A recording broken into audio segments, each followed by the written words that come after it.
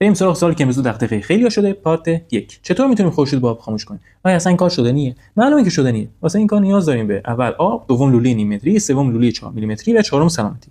واسه لوله نیم متری میریم سراغ شاخه اصلی آب شهری. کشیک میدیم کسی نبینتمون. با یه چاقو بزرگ اونو میبریم و سرشو وصل می‌کنیم به لوله 4 میلیمتری.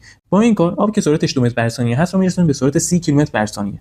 حالا کافیه جهتش رو نه به سمت خورشید بلکه در خلاف جهت حرکت زمین به دور خورشید بگیریم. چرا؟ چون اگه هدفمون خارج کردن آب از جو بود که رسیدن به سرعت خروج از جو یعنی همون 11 کیلومتر بر ثانیه کارمون رو راه مینداخت.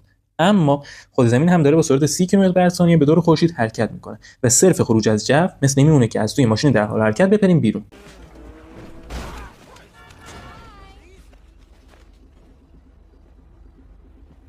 همچین قضیه باعث میشه آبا با خروج از جو همچنان همراه با سرعت زمین به دور خورشید بچرخن و همچنان در مدار باقی بمونن. واسه رفع این مشکل میام لوله آب رو در خلاف جهت حرکت زمین میگیریم تا سرعت 30 کیلومتر بر ثانیه زمین و سرعت منفی 30 کیلومتر بر ثانیه آب خنثی بشن و آب از قید حرکت مداری خارج بشه. همین که آب از قید جاذبه زمین خارج شد اسیر جاذبه خورشید میشه و به سمت خورشید سقوط میکنه و بدین شکل خورشید کم کم با آب خاموش میشه. اما چطور با تغییر قطر لوله ها به همچین صورتی میرسیم؟ از اونجا که شما هر چقدر هم زور بزنید نمیتونی آب رو متراکم کنی و اون آبی که وارد لوله شهری میشه به اجبار باید از اون طرفش خارج شه.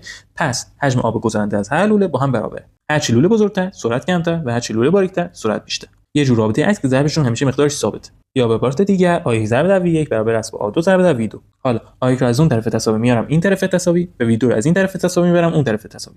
v1 رو دارم 2 متر بر ثانیه، v2 رو ندارم میخوام. از اون طرف تساوی هم دارم آ2 برابر است با 1256 در هزارم سانتی متر مربع و آ1 رو دارم 1962.5 سانتی متر مربع. و بدین شکل v2 به دست میاد 30000 متر بر ثانیه یا همون 30 کیلومتر بر ثانیه. ممنون که تا اینجا تماشا کردید. لایک و کامنت و فالو فراموش نشه چرا که حمایت شما دلگرمی ماست.